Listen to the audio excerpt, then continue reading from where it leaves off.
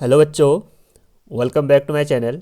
आई hope आप सभी लोग अच्छे और स्वस्थ होंगे। तो बच्चों, आज हम डिस्कस करेंगे NEET chemistry paper 2016। NEET chemistry का पेपर जब 2016 में हुआ था वो दो फेज़ में हुआ था, phase first and phase second में, जिसमें आज हम डिस्कस करेंगे फेज़ फर्स्ट वाले पेपर को और फेज़ सेकंड वाले पेपर को हम इसके अगले वाले लेक्चर में डिस्कस करेंगे। और इस आज के लेक्चर में हम डिस्कस करेंगे ऑर्गेनिक केमिस्ट्री के क्वेश्चन को। जैसे कि अभी तक हमने 2017 से 2023 तक ऑर्गेनिक केमिस्ट्री के सभी क्वेश्चन को डिस्कस कर लिया है। जिसने भी अभी तक वो क्वेश्चन नहीं देखे हैं, आप सभी लोग प्ले लिस्ट में जाकर उन क्वेश्चन के सॉल्यूशन को ध्यानपूर्वक देखें, क्योंकि यह सीरीज हमारे जो अगले नीट के एग्ज़ाम है, यह सीरीज जो हमारे अगले नीट के एग्ज़ाम है उसके लिए एक मोस्ट इम्पोर्टेंट सीरीज है। ठीक है, तो बच्चों आइए डिस्कस करते हैं आज के फर्स्ट क्वेश्चन से।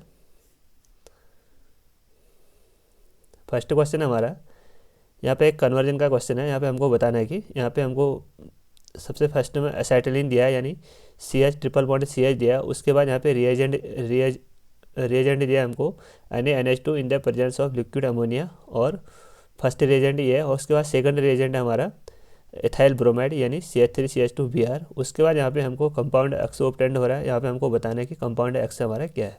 उसके बाद हमें फिर से वही रिएक्शन, जैसे हम फिर से यहाँ पे दोबारा वही रिएजेंट दिया है और दोबारा वही CH3CH2Br दिया है। तो यहाँ पे हमको सबसे पहले जो ट्रिपल बॉन्ड है उसकी रिएक्शन करनी है। यहाँ पे HC ट्रिपल बॉन्ड है CH, इसकी रिएक्शन करनी है हमको in the presence of NaNH2 और लिक्विड अमोनिया।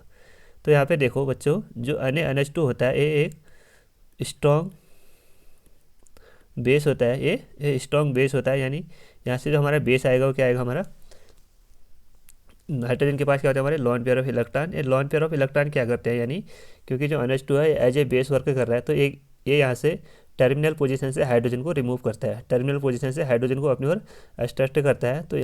तो ये वाला NH2 ग्रुप यहाँ पे अटैक करेगा और यहाँ पे हमें कंपाउंड ऑब्टेंड होगा HC ट्रिपल बॉन्ड और यहाँ पे नेगेटिव चार्ज है, यहाँ पे नेगेटिव चार्ज। और यहाँ से हमें क्या रिमूव, यहाँ से हमने क्या रिमूव किया, यहाँ से हमने रिमूव किया -NH3। उसके बाद यहाँ पे हमारा सोडियम प्लस वाला, सोडियम प्लस। तो जो सोडियम प्लस है वो अटैक करेगा हमारे इस नेगेटिव चार्ज पे, जो यहाँ पे नेगेटिव चार्ज आ रहा है। तो यहाँ पे हमको ऑब्टेंड होगा Na प्लस, यहाँ पे हो गया हमारा C- और Na प्लस। अब हमको दोबारा इसकी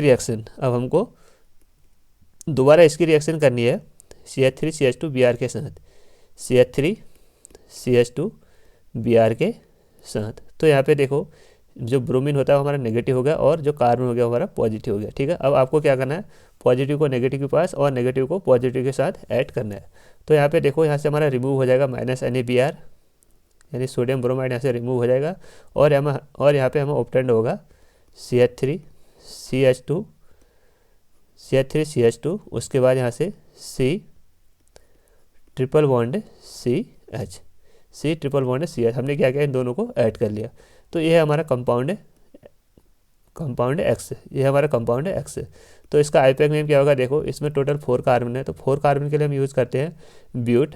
और यहाँ पे देखो कार्बन और कार्बन के बीच ट्रिपल बॉन्ड है। जब कार्बन और कार्बन के बीच सिंगल बॉन्ड होता है तो वहाँ पे हम एन लिखते हैं, और जब डबल बॉन्ड होता है तो वहाँ पे हम ईन लिखते हैं, और जब ट्रिपल बॉन्ड होता है तो वहाँ पे हम आयन लिखते हैं। तो यहाँ पे टोटल कार्बन तो हमारे 4, उसके लिए लिखेंगे ब्यूट।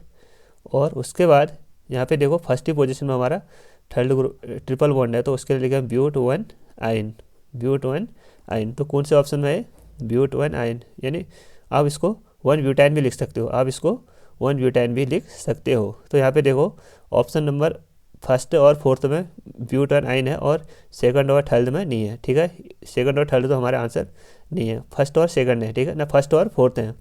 अब हमको ये तो कंपाउंड एक्सेप्टेंट हो गया। अब हमको दोबारा इसकी रिएक्शन किससे करनी है, दोबारा इसकी रिएक्शन हमको करनी है यहाँ पे NaNH2 के साथ, NaNH2 के साथ। तो NaNH2 क्या करेगा, एज ए बेस वर्क करेगा, और जो बेस वर्क करेगा तो ये क्या करेगा, दोबारा जो टर्मिनल हाइड्रोजन है यहाँ पे ट्रिपल बॉन्ड के बगल में ये वाला टर्मिनल हाइड्रोजन, उसको क्या करेगा, वो बेस क्या करेगा, इसको इलेक्ट्रॉन डोनेट करेगा। बेस क्या करेगा, इसको इलेक्ट्रॉन डोनेट करेगा। तो यहाँ पे एच क्या होगा हमारा, रिमूव हो जाएगा, और इस कार्बन पे आ जाएगा हमारा नेगेटिव चार्ज, क्योंकि यहाँ पे क्या हमारा NaNH2। तो यहाँ पे सोडियम प्लस है, तो सोडियम प्लस किस पे अटैक करेगा, हमारा जो सोडियम प्लस है ये इसको इलेक्ट्रॉन डोनेट करेगा, इस नेगेटिव चार्ज को, ठीक है।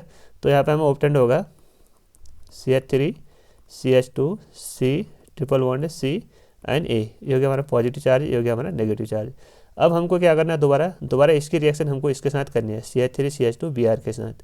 तो यहाँ पे हमें ऑप्टेंड होगा CH3 CH2 Br। तो दोबारा यहाँ पे देखो NaBr रिमूव हो जाएगा, दोबारा यहाँ पे NaBr रिमूव हो जाएगा, और हमें यहाँ पे ऑप्टेंड होगा, देखो आपको क्या करना है, अभी दोनों को ऐड कर देना, इसको और इसको। तो यहाँ पे हमें ऑप्टेंड होगा CH3 CH2 C triple bond C CH2 CH3। तो ये हो गया हमारा फाइनल प्रोडक्ट, यानी Y हमारा ये वाला फाइनल प्रोडक्ट है। तो यहाँ पे देखो टोटल कितने कार्बन है, 1 2 3 4 5 6। तो 6 के लिए लिखते हैं हम हेक्स, 60 के लिए लिखते हैं हम हेक्स। उसके बाद यहाँ पे देखो ट्रिपल बॉन्ड कौन से पोजीशन में, यहाँ पे 1 2 3 4 5 6, यानी ट्रिपल बॉन्ड जो हमारा ये कौन से पोजीशन में, हमारा जो ट्रिपल बॉन्ड है ये हमारा है थर्ड पोजीशन में। तो यहाँ पे लिखेंगे हम हेक्स 3 आइन, हेक्स 3 आइन।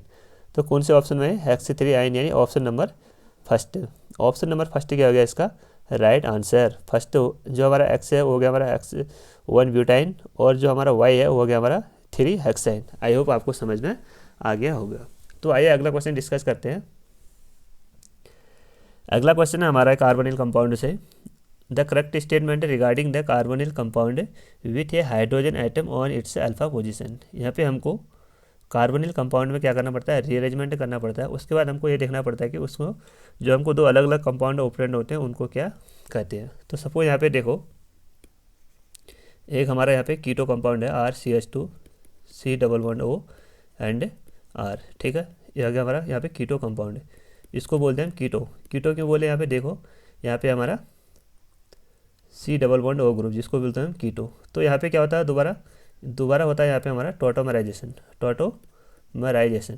टॉटोमराइजेशन यानी रीअरेंजमेंट ऑफ एटम। तो इसमें क्या होगा, जो यहाँ पे CH2 है, सपोज हम CH2 को इस ओपन अप फॉर्म में लिखते हैं, ऐसे लिखा, ठीक है। तो यहाँ पे क्या हुआ, देखो जो हमारा O है ये यहाँ पे शिफ्ट होगा, और जो ये वाला डबल बॉन्ड है ये यहाँ पे शिफ्ट होगा। तो यहाँ पे हमें ऑप्टेंड होगा RCH double bond COH and R। तो ये हो गया इसका इनॉल फॉर्म, ये हो गया इसका इनॉल फॉर्म। इनॉल क्यों कहते हैं, यहाँ पे देखो इन मीन्स डबल बॉन्ड और ऑल मीन्स अल्कोहल, तभी इसको हम इनॉल फॉर्म बोलते हैं। जहाँ पे हमारा CO ग्रुप होता है उसको बोलते हैं हम कीटो फॉर्म, और जहाँ पे हमारा डबल बॉन्ड और OH ग्रुप प्रेजेंट होता है उसको बोलते हैं हम इनॉल फॉर्म। ये दोनों क्या होते हैं, एक दूसरे के टॉटोमर होते हैं, ठीक है। तो यहाँ पे हमको बताना है कि इस कार्बोनिल कंपाउंड के रेस्पेक्ट में जब हम alpha hydrogen with a hydrogen atom on its alpha carbon, इसके रेस्पेक्ट में हमको यहाँ पे बताना है। तो यहाँ पे देखो सबसे फर्स्ट ऑप्शन दिया है, a carbonyl compound with a hydrogen atom on its alpha carbon never equilibrate with its corresponding enol. यहाँ पे कह रहा है कि जो कीटो फॉर्म और इनॉल फॉर्म होते हैं दोनों कभी भी नेवर इक्विलिब्रेट में नहीं होते हैं, जो कि ऑप्शन हमारा गलत है, क्योंकि यहाँ पे देखो दोनों ऑप्शन किस में आ रहे हैं, हमारे इक्विलिब्रियम में आ रहे हैं। उसके बाद यहाँ पे ऑप्शन सेकंड भी क्या हमारा, एक कार्बोनिल कंपाउंड है with a hydrogen atom on its alpha carbon rapidly equilibrate with its corresponding enol and this process is known as aldehyde ketone equilibrium. ये वाला ऑप्शन हमारा गलत है, क्योंकि हम उस प्रोसेस को क्या बोलते हैं, उस प्रोसेस को बोलते हैं कीटो इनॉल टॉटोमराइजेशन। तो यहाँ पे ऑप्शन 4 पढ़ो, a carbonyl compound with a hydrogen atom on its alpha carbon rapidly equilibrate with its corresponding enol this process is known as keto enol tautomerisation. इस प्रोसेस को क्या बोलते हैं हम, keto enol tautomerisation, keto enol tautomerisation इस process को बोलते हैं। उसके बाद हमारा natural rubber has, natural rubber हमारा क्या है, उसका हम यहाँ पे हमको 4 स्टेटमेंट दिए हैं। हमको बताना है कि जो नेचुरल रबर है वो सिस कॉन्फ़िगरेशन होता है या ट्रांसो होता है, या अल्टरनेटिव सिस और ट्रांसो होता है, या रैंडम सिस और ट्रांसो होता है। तो देखो जो नेचुरल रबर है, नेचुरल रबर इसका मोनोमर होता है हमारा आइसोप्रीन, इसका मोनोमर यूनिट होता है हमारा आइसोप्रीन यूनिट, जिसका फॉर्मूला होता है हमारा CH2 double bond CH3 CH double bond CH2। तो ये हो गया इसका फॉर्मूला। जो नेचुरल रबर है उसका मोनोमर होता है हमारा आइसोप्रीन यूनिट, और जो उसका हमारा स्ट्रक्चर फॉर्मूला होता है वो होता है हमारा CH2 double bond CH double bond CH2।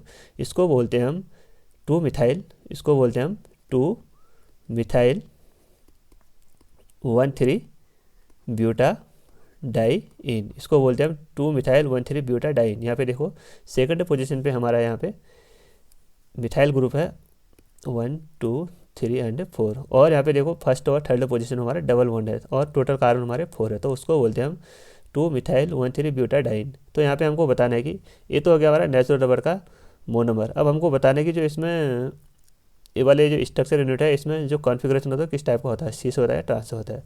तो यहाँ पे देखो, यहाँ पे हमारा जो कॉन्फ़िगरेशन होता है वो सिस टाइप का होता है। यहाँ पे हमारा कॉन्फ़िगरेशन कैसा होता है, सिस टाइप का होता है। कैसे होता है देखो, सपोज यहाँ पे क्या होगा हमारा, ये चैन आगे को बढ़ते रहेगी यहाँ पे, ठीक है। ये क्या है, सपोज यहाँ पे एन यूनिट है, तो यहाँ पे क्या होगा देखो, ये जो डबल बॉन्ड है यहाँ से यहाँ शिफ्ट होगा और ये वाला डबल बॉन्ड ऐसे आगे को शिफ्ट होते रहेगा। तो यहाँ पे देखो इस कार्बन और कार्बन के बीच क्या गया हमारा डबल बॉन्ड है, यानी कार्बन और कार्बन के बीच क्या गया हमारा डबल बॉन्ड, और यहाँ पे हमारा इस साइड को हमारा CH2 एंड नीचे हमारा CH3। उसके बाद फिर से ऊपर को देखो, यहाँ पे क्या हमारा CH2 ग्रुप प्रेजेंट है और नीचे को क्या हमारा H ग्रुप। और उसके बाद एक तो हमारी 1 यूनिट होगी, हम सेकंड यूनिट ऐड करेंगे इसमें, जैसे यहाँ पे C डबल बॉन्ड C, और उसके बाद यहाँ पे हो गया हमारा H, उसके बाद यहाँ पे हो गया हमारा CH3 और यहाँ पे हो गया हमारा H, ठीक है। एक कार्बन CH2 यहाँ पे आएगा हमारा CH2, ठीक है। और सेम वैसे एक CH2 ग्रुप यहाँ पे और आ जाएगा, उस इस चैन एक चैन क्या होगी आगे को बढ़ती रहती है।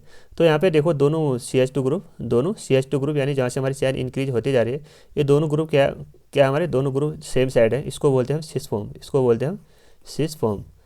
तभी हमारे सभी कॉन्फ़िगरेशन कैसे हैं नेचुरल रबर में, वो सभी हमारे सिस फॉर्म में होते हैं, सिस कॉन्फ़िगरेशन होता है, ठीक है।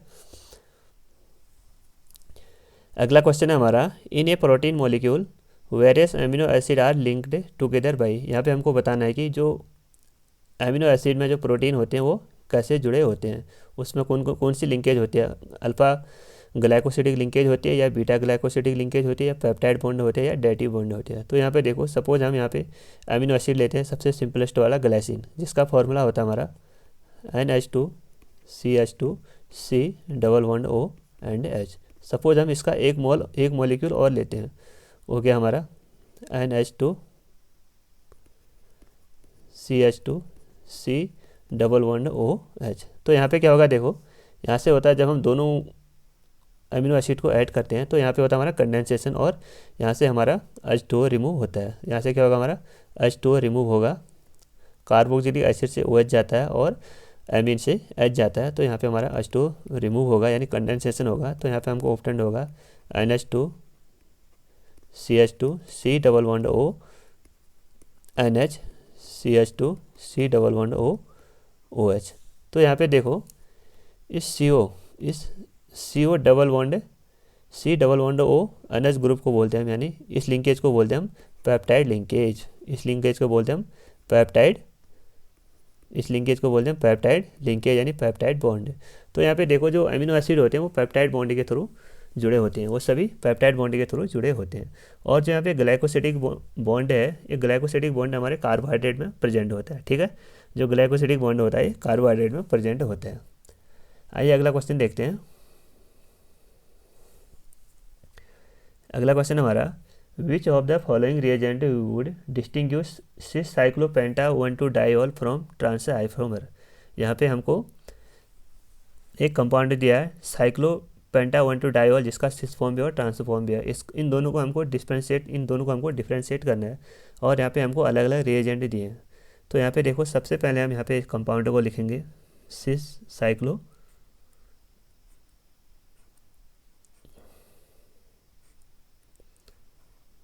ये हो गया हमारा साइक्लोपेंटेन, और यहाँ पे 1 और सेकंड पोजीशन में क्या हमारा डाइऑल है यानी OH। ये तो हो गया हमारा सिस फॉर्म, यानी जब दोनों ग्रुप हमारे क्या होते हैं सेम फेस होंगे तो उसको बोलते हैं हम सिस फॉर्म, ठीक है। जैसे हम इसका ट्रांसफॉर्म लेंगे, सपोज हमारा एक बॉन्ड प्लेन में है और एक बॉन्ड बिलो द प्लेन है, तो ये हो गया इसका ट्रांसफॉर्म। तो ये फर्स्ट वाला तो हो गया इसका सिस साइक्लोपेंटा 1,2-डाइऑल, और सेकंड वाला हो गया ये वाला हमारा ट्रांस साइक्लोपेंटा 1,2-डाइऑल। तो इसको डिफ्रेंशिएट करने का एक मोस्ट यूजफुल रिएजेंट होता है जिसको बोलते हैं हम एसीटोन। तो एसीटोन का फॉर्मूला होता है हमारा C double bond O CH3 and CH3। तो जो सिस जो जो यहाँ पे हमारा सिस फॉर्म वाला होता है, जो हमारा सिस फॉर्म होता है साइक्लोपेंटा 1,2 डाइऑल का, वो एसीटोन के साथ रिएक्शन देता है, और जो हमारा ट्रांसफॉर्म होता है वो एसीटोन के साथ रिएक्शन नहीं देता है। क्यों? यहाँ पे देखो, जो हमारा एसीटोन है, यहाँ पे जो C double bond O group है, ये हमारा sp2 हाइब्रिडाइजेशन है, यानी इसका स्ट्रक्चर कैसा होता है, हमारा प्लेनर होता है। और यहाँ पे दोनों कार्बन देखो अल्कोहल सिस फॉर्म में, दोनों कार्बन क्या हमारे सेम फेस में है, दोनों कार्बन क्या हमारे सेम फेस में है। तो यहाँ पे क्या करेगा, जो हमारा एसीटोन है इसके साथ रिएक्शन करेगा, और यहाँ से हमारा रिमूव होगा H2O, यानी यहाँ से भी, यहाँ से हमारा H रिमूव होगा और यहाँ से भी हमारा H रिमूव होगा, और दोनों मिलके क्या रिमूव करेंगे, यहाँ से एसीटोन से O को रिमूव करेंगे, यानी -H2O। तो यहाँ पे हमको प्रोडक्ट ऑप्टेंड होगा, जो कि हमारा साइक्लो पेंटा, यहाँ से हो गया हमारा O, और यहाँ से भी हो गया हमारा O, और यहाँ से हो गया हमारा CH3। तो इस फॉर्म को बोलते हैं हम कीटल फॉर्म, इस फॉर्म को बोलते हैं हम कीटल फॉर्म। तो यहाँ पे देखो, जब हम सिस साइक्लोपेंटा 1,2 डाइऑल की रिएक्शन कीटोन के साथ करते हैं, तो वो कीटोन के साथ रिएक्शन देता है, और उसको बोलते हैं हम कीटल फॉर्म। और जो ट्रांसफॉर्म होता है वो उसके साथ रिएक्शन नहीं देता है, क्योंकि यहाँ पे देखो, जो कीटोन है इसमें जो हाइब्रिडाइजेशन है sp2 है, यानी वो प्लेनर स्ट्रक्चर है, यानी दोनों कंपाउंड वो कैसा हमारा प्लेनर फॉर्म में है। बट यहाँ पे देखो, जो हमारा ट्रांसफॉर्म है, इसमें हमारे दोनों कंपाउंड क्या है, अलग अलग तरह से रिप्रेजेंट है, यानी एक अबव द प्लेन है तो एक बिलो द प्लेन है, तभी ये ट्रांस के साथ रिएक्शन नहीं देता है। तो इसका कौन सा ऑप्शन है, हमारा ऑप्शन नंबर फर्स्ट इसका राइट आंसर है। ठीक है, आई होप आपको समझ में आ गया होगा। अगला क्वेश्चन है हमारा, the correct statement regarding the comparison of the staggered and eclipsed conformation of the ethane. ये क्वेश्चन मैंने आपको कल कराया था। ठीक है, इसमें हमको स्टेगर्ड और इक्लिप्स्ड कन्फर्मेशन ऑफ एथेन के बारे में बताना है। कन्फर्मेशन क्या होते हैं, जिसमें सिंगल बॉन्ड के अराउंड फ्री रोटेशन होता है, उसको बोलते हैं कन्फर्मेशन। और मैंने आपको ये भी बताया था कि जो कन्फर्मेशन होता है उसमें ओनली डायहेड्रल एंगल चेंज होता है, और बॉन्ड एंगल और बॉन्ड लेंथ उसमें सेम रहती है। ठीक है, यहाँ पे हमको एग्जांपल दिया है एथेन CH3 CH3, इसका हमको कन्फर्म बताना है। और मैंने आपको बताया था कल 2 टाइप से रिप्रेजेंटेशन, सबसे फर्स्ट बताया था मैंने आपका न्यूमैन वाला, और दूसरा बताया था मैंने आपको सॉहर्स वाला। अभी हम डिस्कस करेंगे यहाँ पे न्यूमैन प्रोजेक्शन। तो यहाँ पे देखो, यहाँ पे टोटल 2 कार्बन है, तो फर्स्ट कार्बन को हम यहाँ से न्यूमैन में पॉइंट से रिप्रेजेंट करते हैं। ये हो गया हमारा फर्स्ट कार्बन। इससे टोटल कितने हाइड्रोजन अटैच है, हमारे 3 हाइड्रोजन। तीनों हाइड्रोजन को हमको 120 डिग्री में अरेंज कर देना है। ठीक है, 120 एंगल में यहाँ पे इनको अरेंज करना है। ये हो गया हमारा हाइड्रोजन, ये हो गया हमारा हाइड्रोजन, और ये हो गया हमारा हाइड्रोजन। ठीक, उसके बाद ये तो हो गया हमारा फ्रंट कार्बन। अब हमको जो यहाँ पे बैक कार्बन है उसको हम रिप्रेजेंट करते हैं एज ए सर्कल, उसको रिप्रेजेंट करते हैं हम एज ए सर्कल। और यहाँ पे जो तीनों हाइड्रोजन है इसमें, इनको भी हम तीनों को 120 डिग्री में अरेंज कर देते हैं। यहाँ पे हो गया हाइड्रोजन, हाइड्रोजन एंड हाइड्रोजन। तो बच्चों देखो, जब फर्स्ट कार्बन और सेकंड कार्बन के हाइड्रोजन के बीच, यहाँ पे ये हाइड्रोजन और ये हाइड्रोजन के बीच बॉन्ड एंगल यानी डायहेड्रल एंगल का डिफरेंस हमारा 60 डिग्री का होता है, 60 डिग्री का होता है। तो उस फॉर्म को बोलते हैं हम स्टैगर्ड फॉर्म, उस फॉर्म को बोलते हैं हम स्टैगर्ड फॉर्म। ठीक, जब हम इसको चेंज करेंगे इसके एक्लिप्स्ड फॉर्म में, यानी ये इसका फ्रंट कार्बन हो गया, फ्रंट कार्बन, ये तीनों हाइड्रोजन हो गए इसके, हाइड्रोजन, हाइड्रोजन एंड हाइड्रोजन। और उसके बाद इसका बैक कार्बन, ये हो गया बैक कार्बन सर्कल से। जब हमारा बैक कार्बन क्या होगा, यहाँ पे जो बैक कार्बन के हाइड्रोजन होंगे इसके जस्ट, जो फ्रंट कार्बन है उसके जस्ट बैक साइड में प्रेजेंट होते हैं, उसके जस्ट बैक साइड में प्रेजेंट होते हैं। तो इन दोनों हाइड्रोजन के बीच जो बॉन्ड एंगल होता है वो होता है हमारा 0 डिग्री, ना बॉन्ड डायहेड्रल एंगल होता है वो होता है हमारा 0 डिग्री होता है। तो यहाँ पे देखो, यहाँ पे दोनों हाइड्रोजन क्या हमारे दूर दूर हैं, दोनों हाइड्रोजन के बीच डिस्टेंस बहुत है। तो इसमें क्या होता है, हमारा रिपल्सन कम होता है। अगर रिपल्सन कम होगा तो इसकी स्टेबिलिटी क्या होगी, हमारी ज़्यादा होगी। ये तो हमारा स्टैगर्ड फॉर्म, ये था हमारा इक्लिप्स्ड फॉर्म। तो यहाँ पे देखो, दोनों हाइड्रोजन क्या हमारे दूर दूर हैं। अगर दोनों हाइड्रोजन दूर दूर हैं तो इसमें क्या होगा, हमारा रिपल्सन कम होगा। रिपल्सन कम होगा तो इसकी स्टेबिलिटी क्या होगी, हमारी ज़्यादा होगी। बट यहाँ पे देखो, दोनों हाइड्रोजन हमारे सेम है, दोनों हाइड्रोजन क्या है, एक दूसरे के बैक साइड है, यानी अपोजिट में है। यानी एक हाइड्रोजन यहाँ पे है तो दूसरा हाइड्रोजन इसके जस्ट बैक साइड में, तो दोनों के बीच क्या है, हमारा बॉन्ड एंगल 0 है। अगर बॉन्ड एंगल 0 है तो दोनों हाइड्रोजन क्या है यहाँ पे पास पास में है, यानी क्लोज हैं बहुत ही, तो उनमें क्या होगा, हमारा रिपल्सन ज़्यादा होगा। अगर रिपल्सन ज़्यादा होगा तो उनकी स्टेबिलिटी क्या होगी, हमारी कम होगी, उनकी स्टेबिलिटी कम होगी। तो इसका कारण तो हम यहाँ बता सकते हैं कि जो हमारा स्टेगर्ड फॉर्म होता है वो ज़्यादा स्टेबल होता है as comparison to eclipsed form, ठीक है, क्योंकि यहाँ पे रिपल्सन कम होता है और इक्लिप्स्ड फॉर्म में रिपल्सन ज़्यादा होता है। आइए आप स्टेटमेंट को पढ़े। तो यहाँ पे देखो, staggered conformation of ethane is less stable, ये तो गलत है हमारा, क्योंकि जो स्टेगर्ड फॉर्म होता है वो मोर स्टेबल होता है। सेकंड ऑप्शन पढ़ो, eclipsed conformation of ethane is more stable, ये भी गलत है क्योंकि वो लेस होता है। The eclipsed conformation of ethane is more, ये भी हमारा गलत है। लास्ट वाला पढ़ो, the staggered conformation of ethane is more stable than eclipsed conformation because staggered conformation has no torsional strain. यहाँ पे देखो कोई भी स्ट्रेन नहीं होता है, स्ट्रेन किस में होता है, हमारा इक्लिप्स्ड फॉर्म में। आई होप आपको समझ में आ गया होगा। तो इसका कौन सा ऑप्शन सही है, हमारा ऑप्शन नंबर डी इसका राइट आंसर। उसके बाद बच्चों यहाँ पे हमको एक रिएक्शन दिया है, हमको बतानी है कि ये रिएक्शन कौन सी है। तो यहाँ पे देखो, सबसे पहले में हमको यहाँ पे दिया है साइक्लोपेंटेनॉल, इसकी रिएक्शन करनी है हमको NaOH के साथ। तो यहाँ पे देखो, जब हम अल्कोहल की रिएक्शन सोडियम हाइड्राइड के साथ करते हैं तो यहाँ पे हमें ऑब्टेंड होता है सोडियम अल्कोक्साइड यहाँ पे ऑब्टेंड होता है और यहाँ से माइनस हाइड्रोजन गैस रिमूव होती है, ठीक है। तो यहाँ पे हमको ऑब्टेंड होगा ONA, तो ये हो गया हमें अल्कोक्साइड ऑब्टेंड। उसके बाद हमको इसकी रिएक्शन करनी है CH3I के साथ। तो जब CH3I के साथ इसकी रिएक्शन करते हैं तो यहाँ से हमारा NaI रिमूव हो जाता है और यहाँ पे हमको कंपाउंड ऑब्टेंड होता है साइक्लोपेंटेन और OCH3। तो इसको बोलते हैं हम ईथर, और इस रिएक्शन को बोलते हैं हम विलियमसन ईथर सिंथेसिस। इस रिएक्शन से क्या बनाते हैं हम, ईथर का सिंथेसिस करते हैं। तो ये रिएक्शन हमारी विलियमसन ईथर सिंथेसिस का एग्जांपल, ठीक है। आई होप आपको समझ में आ गया होगा। तो बच्चों अगला रिएक्शन हमारा मोस्ट इंपॉर्टेंट है, which one of the following is a non reducing sugar. यहाँ पे हमको 4 ऑप्शन दिए हैं, हमको बताना है कि कौन सा ऑप्शन यहाँ पे नॉन रिड्यूसिंग शुगर का एग्जाम्पल है, ठीक है। तो यहाँ पे देखो, 2 टाइप के शुगर होते हैं हमारे कार्बोहाइड्रेट में, एक तो होता है हमारा रिड्यूसिंग शुगर और एक होता है हमारा नॉन रिड्यूसिंग शुगर। तो रिड्यूसिंग शुगर क्या होते हैं, देखो जो टॉलेंट रिएजेंट है TR और फेलिंग सॉल्यूशन यानी FS के साथ पॉजिटिव टेस्ट देते हैं तो उसको बोलते हैं हम reducing sugar.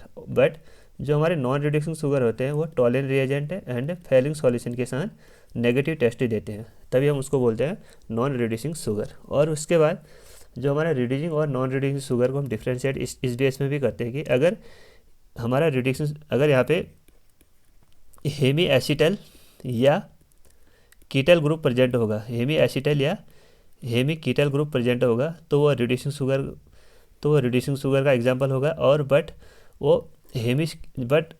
Non reducing sugar में अगर हेमी कीटल और हेमी एसिटल नहीं होगा तो वो किसका एग्जांपल होगा, हमारा नॉन रिड्यूसिंग शुगर। तो यहाँ पे देखो जो हमारा सपोज यहाँ पे हमारा ग्लूकोज है, ग्लूकोज का फॉर्मूला हमारा जब हम उसका साइक्लिक स्ट्रक्चर लिखते हैं तो उसका स्ट्रक्चर इस टाइप से होता है, देखो HOH एंड HOH और यहाँ पे हो गया हमारा HOH और यहाँ पे ऑप्टेंड हो गया हमारा CH2OH एंड H। तो यहाँ पे देखो क्या होता है, हमको यहाँ पे देखना है हेमी एसिटल या कीटल। हेमी एसिटल या कीटल की कंडीशन क्या होती है, देखो हेमी एसिटल किसको बोलते हैं हम, सपोज ये हमारा कार्बन, इस कार्बन के अगर एक साइड OR ग्रुप लगा है और दूसरे साइड OH ग्रुप लगा है और इस साइड हमारा R लगा और इस साइड हमारा H लगा है, तो इसको बोलते हैं हम हेमी एसिटल। बट यहाँ पे इसी कार्बन पे अगर इस हाइड्रोजन की जगह हमारा R लगा होगा तो उसको बोलते हैं हम हेमी कीटल। तो कीटोन का फॉर्मूला होता है हमारा RC⋯OR और इस O को हटा के यहाँ पे हमको एक जगह OR लगाना, दूसरी जगह OH लगाना, तो उसको बोलते हैं हेमी कीटल। और जब हम यहाँ से H लगाएंगे तो उसको बोलते हैं हेमी एसिटल। तो यहाँ पे देखो हमको इस कार्बन के रेस्पेक्ट में देखना है, तो इस कार्बन के रेस्पेक्ट में यहाँ पे देखो एक हाइड्रोजन है, यहाँ पे ये भी हाइड्रोजन है, और यहाँ पे एक OH ग्रुप है, यहाँ पे भी एक OH ग्रुप है, और यहाँ पे ये हमारा OR है, यानी O, और इसको बोलेंगे हम R, तो ये हो गया हमारा OR। और इस साइड को देखो ये हमारा R ग्रुप, तो ये हो गया इसका hemiacetal form, hemiacetal form. तो हेमी एसिटल फॉर्म क्या होता है, तो हेमी एसिटल फॉर्म की वजह से जो हमारा ग्लूकोज है वो रिड्यूसिंग शुगर देता है, रिड्यूसिंग शुगर देता है। बट जो हमारा सुक्रोज है उसमें हेमी एसिटल ग्रुप प्रेजेंट नहीं होता है, हेमी एसिटल या हेमी कीटल ग्रुप प्रेजेंट नहीं होता है। तो वहाँ पे क्या होता है, देखो जो हमारा सुक्रोज है उसके उसके मोनोसेक्राइड होते हैं, एक तो होता है हमारा ग्लूकोज, अल्फा डी ग्लूकोज, और दूसरा होता है हमारा beta D fructose, beta D fructose. तो यहाँ पे देखो अल्फा डी ग्लूकोज तो हमारा यही वाला हो गया सपोज, ठीक है, ये हो गया हमारा अल्फा डी ग्लूकोज। और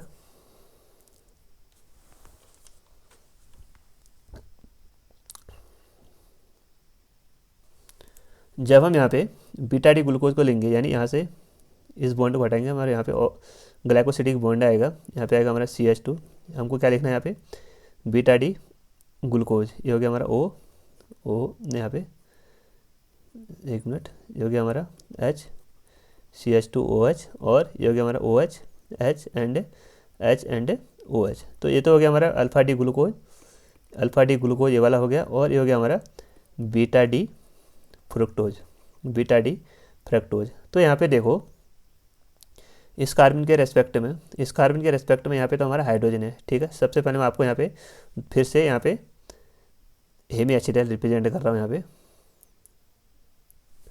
हेमी एसिटल के लिए क्या होता है, देखो ये हमारा कार्बन एक साइड हो गया हमारा OR ग्रुप, एक साइड हो गया हमारा OH ग्रुप, और एक साइड होना चाहिए हमारा H ग्रुप, और एक साइड होना चाहिए हमारा R ग्रुप, ये हो गया हमारा हेमी एसिटल।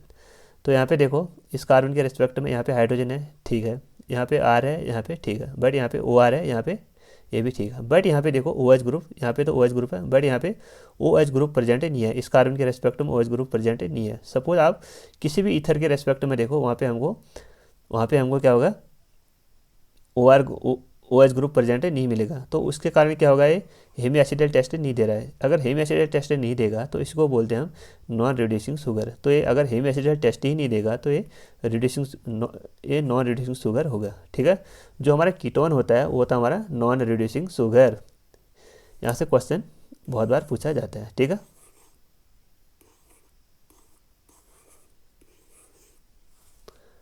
तो यहाँ पे देखो जो हमारा माल्टोज होता है ये हमारा डाइसेक्राइड है, जिसके हमारे मोनोमर होते हैं अल्फा डी ग्लूकोज।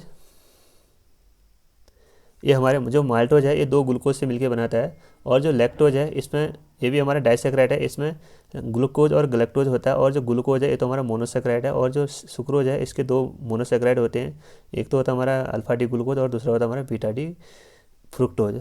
तो यहाँ पे देखो जो माल्टोज है ये रिड्यूसिंग शुगर देता है, और जो लैक्टोज है ये भी रिड्यूसिंग शुगर देता है, और जितने भी हमारे मोनोसेक्राइड होते हैं, चाहे ग्लूकोज है, फ्रुक्टोज हो, गलेक्टोज हो, मैनोज हो, वो सभी हमारे रिड्यूसिंग शुगर होते हैं। बट यहाँ पे जो सुक्रोज होता है वो डाइसेक्राइड में क्वेश्चन आता है ओनली, मतलब कौन सा डाइसेक्राइड है जो नॉन रिड्यूसिंग शुगर देता है, नॉन रिड्यूसिंग शुगर होता है।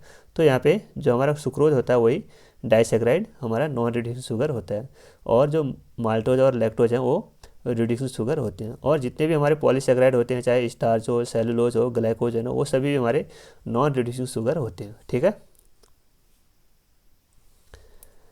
अगला क्वेश्चन है हमारा the correct statement regarding the basicity of the aryl amines. तो बच्चों देखो जो हम बेसिसिटी होती है, बेसिसिटी, तो जो बेसिसिटी हमारी डायरेक्टली प्रोपोर्शनल होती है +m के +r के और +i के, यानी जितनी ज़्यादा हमारा कंपाउंड में इलेक्ट्रॉन डोनेटिंग ग्रुप लगे होंगे उतनी ज़्यादा हमारी क्या होगी, बेसिसिटी इंक्रीज होती है। बट अगर उसी कंपाउंड में हमारे ज़्यादा से ज़्यादा इलेक्ट्रॉन विड्रॉइंग ग्रुप लगे हैं, यानी माइनस ग्रुप लगा है, यानी -i ग्रुप लगा है और -r ग्रुप लगा है, यानी इलेक्ट्रॉन विड्रॉइंग ग्रुप लगे होते हैं, तो वो क्या करते हैं, हमारे बेसिसिटी को डिक्रीज करते हैं। और जो हमारे अल्काइल अमीन होते हैं, जो हमारे अल्काइल अमीन होते हैं वो हमारे अराइल अमीन से ज़्यादा बेसिक होते हैं, अराइल अमीन से ज़्यादा बेसिक होते हैं। इसका कारण क्या है, देखो सपोज यहाँ पे हमारा अल्काइल अमीन है, यानी अराइल, ये हमारा एनिलीन है, ठीक है। तो यहाँ पे देखो जो ये हमारा अराइल अमीन, तो यहाँ पे देखो जो एनिलीन के पास यानी जो नाइट्रोजन है, नाइट्रोजन के पास लॉन पेयर ऑफ इलेक्ट्रॉन है। तो लॉन पेयर ऑफ इलेक्ट्रॉन क्या हो रहे हैं, देखो यहाँ पे रेजोनेंस में पार्टिसिपेट कर रहे हैं। अगर रेजोनेंस में पार्टिसिपेट कर रहे हैं तो इससे क्या होगा, इसकी बेसिसिटी डिक्रीज हो जाती है। तो बेसिसिटी का मतलब यह है कि देखो जो हमारा नाइट्रोजन पे लोन पेयर ऑफ इलेक्ट्रॉन है वो फ्री होने चाहिए, वो कॉन्जुगेशन में पार्टिसिपेट नहीं करने चाहिए। तो यहाँ पे देखो जो अराइल अमीन है इसमें लोन पेयर रिंग में पार्टिसिपेट कर रहे हैं, यानी रेजोनेंस के थ्रू क्या हो रहे हैं, डीलोकलाइज हो रहे हैं, जिससे उसकी क्या होगी, हमारी बेसिसिटी डिक्रीज होती है। बट अल्काइल अमीन में, जैसे अल्काइल अमीन का एग्जांपल हमारा RNH2, तो यहाँ पे देखो जो अल्काइल अमीन के में जो नाइट्रोजन है, नाइट्रोजन के पास लोन पेयर ऑफ इलेक्ट्रॉन क्या हमारे यहाँ पे फ्री है, यानी वो कॉन्जुगेशन में नहीं है। अगर कॉन्जुगेशन में नहीं होंगे तो उससे क्या होगा, उसकी बेसिसिटी इंक्रीज होती है। तो आपको यहाँ पे बताना चाहता हूँ कि जो अल्काइल अमीन होते हैं वो अराइल अमीन की तुलना में ज़्यादा बेसिक होते हैं। इसका रीज़न क्या है, जो अराइल अमीन है इसमें जो नाइट्रोजन होते हैं वो डीलोकलाइजेशन यानी रेजोनेंस के थ्रू पार्टिसिपेट करते हैं, जिससे उसमें बेसिसिटी डिक्रीज होती है। बट जो हमारे अल्काइल अमीन है उसमें नाइट्रोजन हमारा फ्री होता है, वो रेजोनेंस में पार्टिसिपेट नहीं करता है, जिससे उसकी बेसिसिटी ज़्यादा होती है। तो यहाँ पे ऑप्शन पढ़ो, aryl amine are generally less basic than alkyl amine because nitrogen lone pair electron are delocalized by the interaction with aromatic ring pi electron system। यही क्या होगा हमारा ऑप्शन नंबर फर्स्ट ही इसका क्या है, राइट आंसर है। ठीक,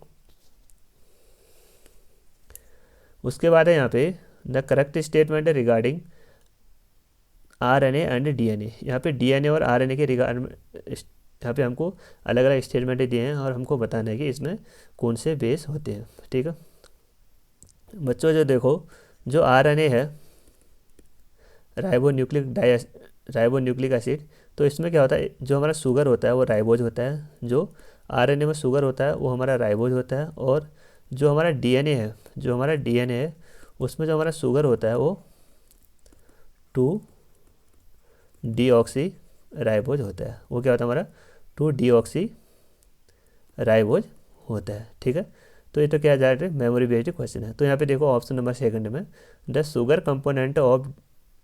component in RNA is ribose but sugar component in DNA is two deoxy ribose. तो इसका ऑप्शन नंबर सेकंड क्या हमारा राइट आंसर है। ठीक है, ये गया इसका राइट आंसर। आइए अगला क्वेश्चन देखते हैं। अगला क्वेश्चन है हमारा लास्ट क्वेश्चन आज का। फॉर द फॉलोइंग रिएक्शन, यहाँ पे हमको अलग अलग रिएक्शन दिए हैं और हमको ऑप्शन में बताना है कि कौन सी रिएक्शन यहाँ पे एलिमिनेशन वाली है और कौन सी रिएक्शन यहाँ पे सब्स्टिट्यूशन वाली है और कौन सी रिएक्शन यहाँ पे एडिशन वाली है। तो यहाँ पे देखो जो हमारी फर्स्ट रिएक्शन है CH3CH2CH2Br प्लस KOH, यहाँ पे हमारी CH3CH2CH2Br प्लस KOH। तो बच्चों जब हम अल्काइल हाइड की रिएक्शन अल्कोहलिक KOH के साथ करते हैं तो वहाँ पे हमारी एलिमिनेशन रिएक्शन होती है और हमको ऑब्टेंड होता है वहाँ पे डबल बॉन्ड वाले कंपाउंड है। तो यहाँ पे क्या होता है, देखो इस रिएक्शन को हम बीटा एलिमिनेशन रिएक्शन भी बोलते हैं। तो इसको कैसे लिखते हैं, देखो जैसे हमारा CH3CH2C और यहाँ पे हो गया हमारा CH2Br। तो यहाँ पे देखो ये तो हो गया हमारा अल्फ़ा और इसके जस्ट वाले बगल वाले कार्बन को बोलते हैं बीटा, यानी जिस कार्बन से हमारा ब्रोमीन जुड़ा है यानी हाइड्रोजन जुड़ा है उसको बोलते हैं हम अल्फ़ा और उसके जस्ट बगल वाले कार्बन को बोलते हैं हम बीटा। तो यहाँ से क्या होता है, देखो क्योंकि जो यहाँ पे अल्कोहलिक KOH है, यहाँ पे मैं हाइड्रोजन को ऐसे लिखता हूँ ओपन अप फॉर्म में। जो अल्कोहलिक KOH है वो क्या करता है, एज ए बेस वर्क करता है। तो बेस को क्या चाहिए, प्रोटॉन। तो प्रोटॉन क्या करता है, यहाँ से हाइड्रोजन को निकालता है। ठीक है, और हाइड्रोजन क्या करता है, अपनी इलेक्ट्रॉन इस कार्बन को दे देता है। यहाँ पे होगा डबल बॉन्ड और इस कार्बन में हो जाता है यहाँ पे 5 बॉन्ड बन जाते हैं। इस कार्बन में 5 बॉन्ड बन जाते हैं, जिससे क्या होता है, इसकी स्टेबिलिटी क्या हो जाती है हमारी, इसकी स्टेबिलिटी कम हो जाती है। तो यहाँ पे क्या होता है, देखो जो ब्रोमीन होता है वो लीप कर जाएगा। ब्रोमीन अगर लीप कर जाएगा तो यहाँ पे हमको कंपाउंड ऑब्टेंड होता है CH3CH डबल बॉन्ड CH2। तो यहाँ पे क्या हमने एलिमिनेशन किया, H2 यहाँ पे हमने क्या है रिमूव किया। तो इस रिएक्शन को बोलते हैं हम एलिमिनेशन रिएक्शन या बीटा एलिमिनेशन रिएक्शन भी। यहाँ पे हमको अल्कीन ऑब्टेंड होता है। यहाँ पे भी देखो आपको अल्कीन ऑब्टेंड हो रहा है और KBr ऑब्टेंड हो रहा है और लास्ट में H2 ऑब्टेंड हो रहा है। तो इस रिएक्शन को बोलते हैं हम एलिमिनेशन रिएक्शन, यानी ऑप्शन नंबर फर्स्ट तो हमारा एलिमिनेशन है। तो कौन कौन से ऑप्शन में यहाँ पे देखो, यहाँ पे ऑप्शन नंबर 4 तो हमारा वैसे आउट हो गया। यहाँ पे ए भी हमारा एलिमिनेशन है, यहाँ पे भी हमारा एलिमिनेशन और A और B क्या है यहाँ पे एलिमिनेशन है, ये भी हो सकता है। ठीक है, बट सेकंड ऑप्शन में देखो यहाँ पे CH3Br प्लस KOH, इस रिएक्शन को जब हम इसके साथ कर रहे हैं तो यहाँ पे हमको सब्स्टिट्यूशन रिएक्शन ओपटेंड हो रही है, यानी देखो यहाँ पे जो Br है वो OH से रिप्लेस हो रहा है, तो उस रिएक्शन को बोलते हैं हम सब्स्टिट्यूशन रिएक्शन, उस रिएक्शन को बोलते हैं हम न्यूक्लियोफिलिक सब्स्टिट्यूशन रिएक्शन। तो इसका ऑप्शन नंबर जो बी वाला है ये भी हमारा सब्स्टिट्यूशन रिएक्शन है, ठीक है। और ऑप्शन को पढ़ो, यहाँ पे बी क्या हमारा सब्स्टिट्यूशन है, और यहाँ पे भी हमारा बी वाला एलिमिनेशन है, ये वाला ऑप्शन हमारा गलत हो गया। अब लास्ट में देखो यहाँ पे हमको साइक्लोहेक्सीन में क्या करना है, ब्रोमीन को एडिशन करना है। तो इस रिएक्शन को यहाँ पे देखो दोनों ब्रोमीन ऐड हो रहे हैं, तो इस रिएक्शन को बोलते हैं हम एडिशन रिएक्शन। तो कौन से ऑप्शन में, option number C is addition reaction, यानी ऑप्शन नंबर बी क्या है इसका राइट आंसर है। ये सभी रिएक्शन हमारे halo alkane and hello arene topic से आए हैं, ठीक है, जो कि मैंने आपको डिटेल में डिस्कस किए हैं। तो बच्चों आज के लेक्चर को यहीं पे एंड करते हैं। आज हमने डिस्कस किए नीट केमिस्ट्री पेपर 2016 में जो फेज़ फर्स्ट में पेपर हुए थे, ठीक है। अब हम इसके अगले वाले वीडियो में इसके जो 2016 में, क्योंकि 2 फेज़ में हुआ था, तो हम फेज़ सेकंड वाले क्वेश्चन को कल के लेक्चर में डिस्कस करेंगे। तब तक आप इस वीडियो को ज़्यादा से ज़्यादा अपने दोस्तों के साथ शेयर करें। अगर चैनल पे नए हो तो चैनल को ज़रूर सब्सक्राइब करें। Thank you.